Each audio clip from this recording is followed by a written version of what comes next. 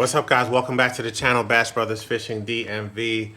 Super duper excited. I know we say that all the time, but man, this is a milestone video right here for the channel, a milestone event for my John boat. About to do a big time upgrade on the boat, something I've been researching for a long time, something I really want to do considering the bodies of water that I fish the majority of the time. Thank you for clicking on this video. As you saw in the thumbnail, I'll be installing the ePropulsion Navy 6.0 electric motor on my John boat. If you missed this John boat conversion full playlist, link at the top of the screen, check that out. Awesome build. Put a lot of work into this boat. It was actually my first build, took my time with it, and went into a lot of detail. So if you're interested in doing a boat of your own or just interested in this kind of thing, check out that link. Full playlist, start to finish, John boat to bass boat conversion. So in this video, I'm gonna do an unboxing of everything that I received in my order. I've got the 6.0 outboard motor right here in this box. Got the ePropulsion battery charger, tiller handle, communication cable,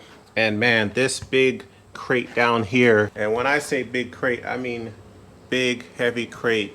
This is a two-man lift, and this is what they transport this battery in. This contains the battery. It's the E175. It's the big boy. This battery weighs 200 pounds without the crate, so you can imagine moving this around is not really a thing. I will need to modify my boat to fit this battery in here. I gotta make sure that I install this thing correctly. I'll get to that a little bit later in this video. The reason why I'm upgrading to this boat is because 90% of the bodies of water that I fish are all electric, right? There's restrictions, no gas motors. To this day, I've fished the majority of the reservoirs in my area, and I still haven't covered all the water because I simply can't get to it or don't trust myself to get to it.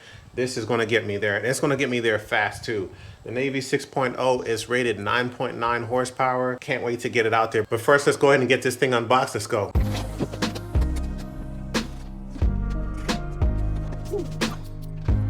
This thing is packaged very well.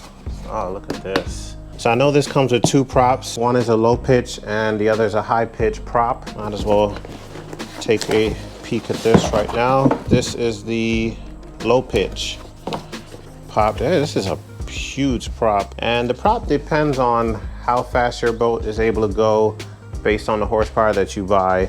To maximize your speed, you want to choose the right prop for your motor. One of the things with this one is if your boat can go, I think 6 to 9 miles per hour on a 9.9, they recommend using the high pitch prop to maximize your speed. So I'll make sure that I'll go with the high pitch prop. I will keep this one. Of course, I can always experiment later and switch them out, see which one actually works better. This is the has to be the high pitch. Yep, this is a high pitch one. This is the one I plan on putting on there. And let's take a quick look. That's it right there. These props are huge. This is bigger than the prop on my Merc. All right here. And this is as expected. You've got your arm links if you were to use this on a steering. I will not need this because I'm using the tiller control, which is right over there. And you've got your main power switch and your cables. This looks like 2-gauge wire, if I was to guess. Good stuff right here. All right, and the manuals are really good. I've already looked at them online. Really good information. I will need to depend on this to make sure I get everything hooked up correct and installed correctly. So right off the back, this motor is a lot bigger than I expected. Of course, seeing it online versus in person, you can't really tell, but this thing is pretty big. You look at the motor, it's very stout. So you got your power cable right here, quick connect, and your communication cable to the battery. It's already all wire loomed up and ready to go. I'll go over some of the features a little bit later once I get this on the boat. I'm gonna go ahead and stick it on the boat now. Just wanna see how the shaft looks. This is the short shaft model because my transom is a short shaft transom, but I'm curious to see where this motor actually falls once I get it on the boat. So I'm gonna go ahead and do that right now. So right off the back, so I'm curious if the motor is maybe just a little bit too low down here. I would have liked for it to be maybe about 3 inches higher. Might need to put a jack plate on this boat for this motor, not sure yet. I'll figure it out as I go, but at least wanted to get the initial fitting on here, and she's on here snug, pretty easy. I think this weighs a little bit more than my Merc 9.9. I'll probably have to check the stats on that, but the weight is just distributed differently. All of the weight is down here versus a gas motor, all the weight's up here. So a little bit awkward to lift this one around with all the weight hanging at the bottom. All right, but all in all, she's on here and that looks really cool. Fits on the transom really well. I'll definitely run the motor and see how it runs before I do any additional things like putting on a jack plate or anything. All right, let's open up the tiller control.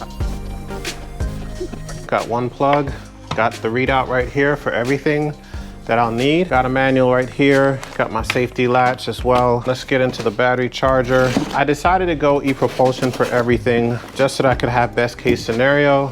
All components match, all components speak to each other, and so on. I've already got the quick connects on the battery charger. I don't know if this charger actually can be mounted on the boat. Looking at the pictures, I can see that it has the little cutouts for you to be able to mount it on a boat, but actually I don't know if I want this on a boat anyway, because this is heavy too. So, you know, weight's always a factor on boats. You've got the cutouts right here to be able to mount this charger. So we'll see if I do that or not. Not going to go into a whole lot of detail yet, because honestly, I don't know all the details yet. I'm going to figure it out as I go, get into these manuals, make sure I hook up everything right. Don't want to invest this kind of money and screw it all up. All right, we're not doing that. All right, man, it was work just to get this thing open. Let's go ahead and see what's in this thing. I mean, it's a solid wood crate, so they package this thing very well. Oh yeah, this battery is huge.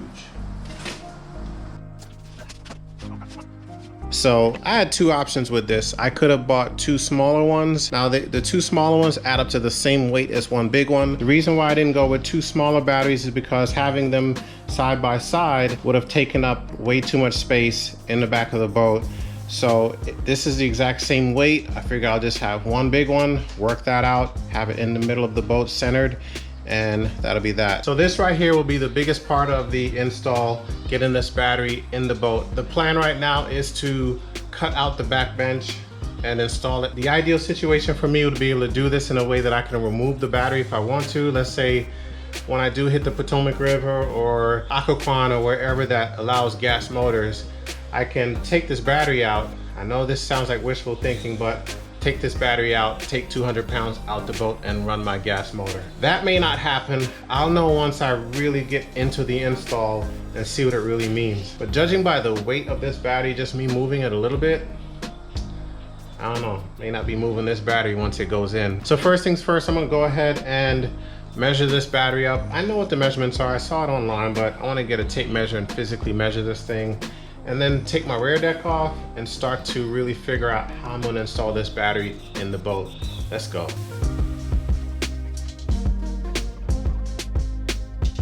All right, I've been staring at this for over an hour, just playing through different scenarios, and this is what I've come up with in order to install this battery. Initially, I was gonna just drop it down, cut this out and drop it right down. I'm gonna go in with the best case scenario right now because I do want to be able to remove this battery. I don't want to have to remove the deck to do it. So instead of going in through the top, I am going to go through the side of the bench. What that means is I'll cut open. I've already drawn my line here and there, so I'm already committed. I already put permanent marker on my carpet. I'm going to cut open a box right there and slide the battery underneath the deck. Cut that out, get all the foam out, and I'll also cut an access panel out here where I can access the front of the battery, all the terminals, the on and off switch, communication cable, all the connections will plug in right down here. And it'll most importantly allow me the option to pull out the battery if and when I need to. That's the driver for how I'm gonna install this battery. When it's all said and done, I will wanna install a access panel right here, a little hatch door or something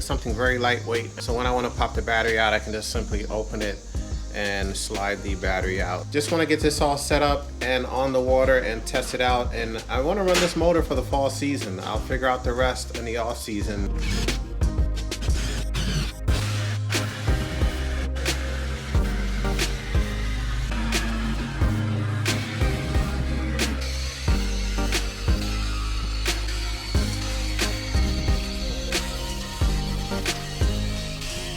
All right, let's get this off.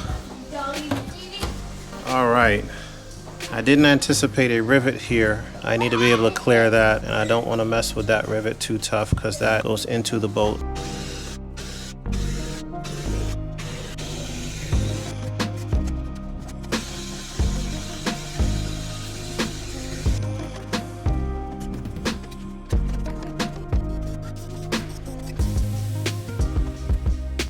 All right, got the bench completely cleared out.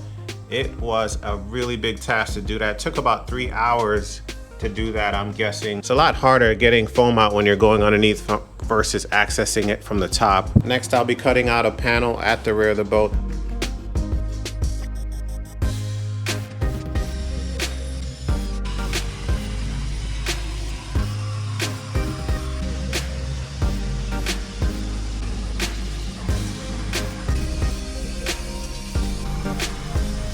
All right, finally done. Got this backside all cut out. I'm not going for cosmetics on this video. This video is about really the motor itself, but I did want to feature some of the installation on what it might take you out there to actually get that battery in the boat. And again, that's the E175. That's the big 48 volt battery right there. So one battery, that's 48 volts, lithium battery, big. I did cut that rivet. It's actually a rivet that holds aluminum sheet flooring right here in place. So I was able to cut that. There was one at the rear as well that I had to cut back in there.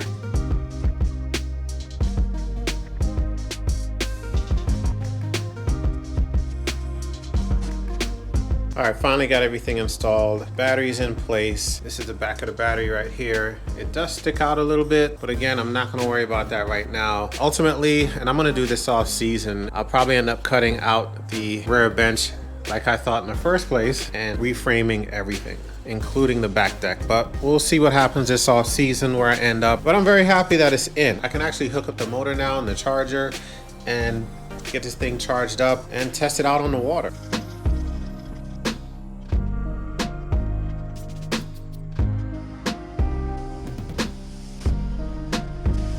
I got everything hooked up, took my time and just made sure I had all my connections correct. And I'll say it got a little bit confusing because the actual manual says one thing and the website says another.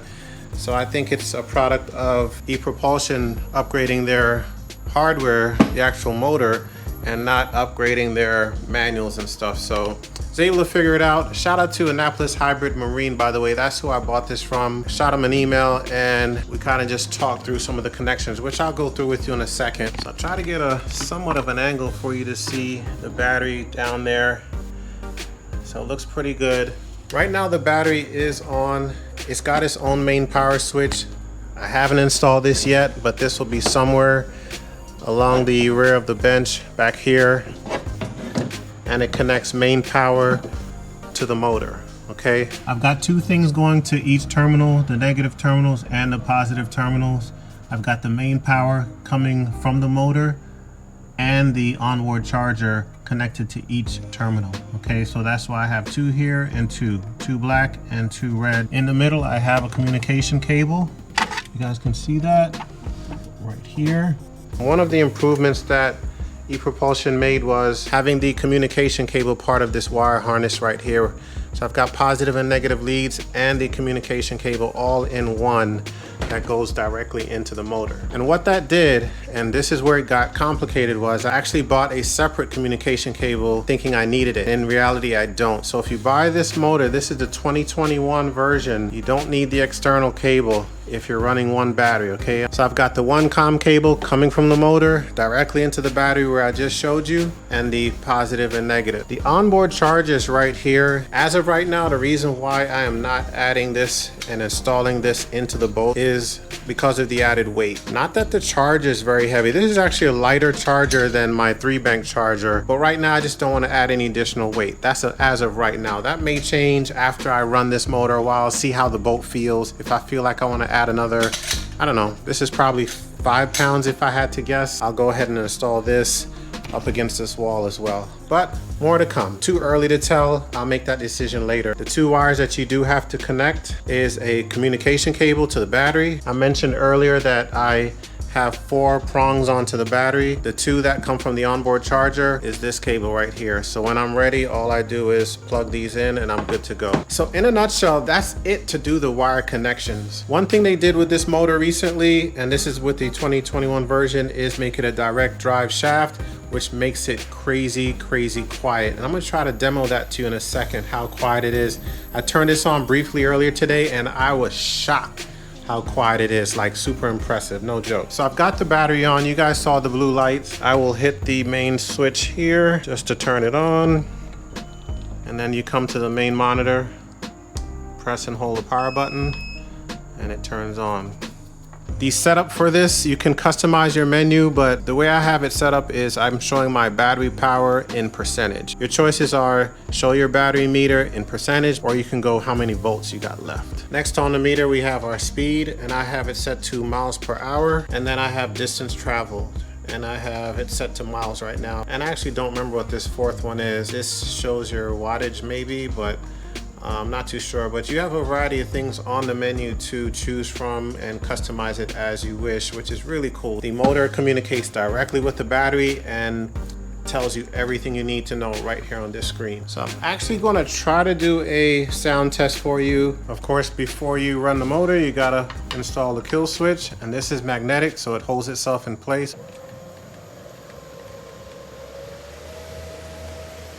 So that's it right there.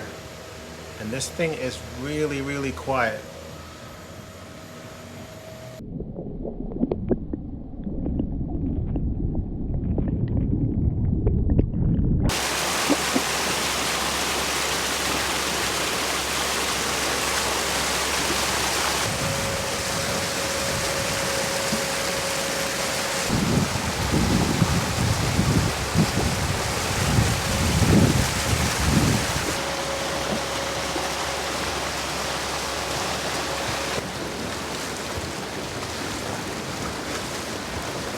So I've been using this motor for about 2 or 3 weeks now. I've gotten pretty used to it.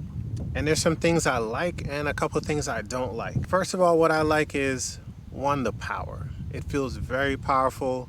I'm getting 8 miles per hour right now, which I know this motor can give you a lot more. You know, it all depends on how heavy your boat is, the type of boat you're rolling in, whether it's flat bottom or a V bottom boat, how heavy your boat is, wind, turbulence in the water. All these things are factors, the weight distribution in your boat, all those things. Another thing that I absolutely love about this motor is it's super, super quiet. I mean, you run it and I mean, you can barely hear it at all. So great job, ePropulsion, on improving the sound quality of your motor. I love the fact that it charges quickly, very easy to operate. I mean, plug and play, you're on the water and you're ready to go. And it looks slick. I mean, look at that.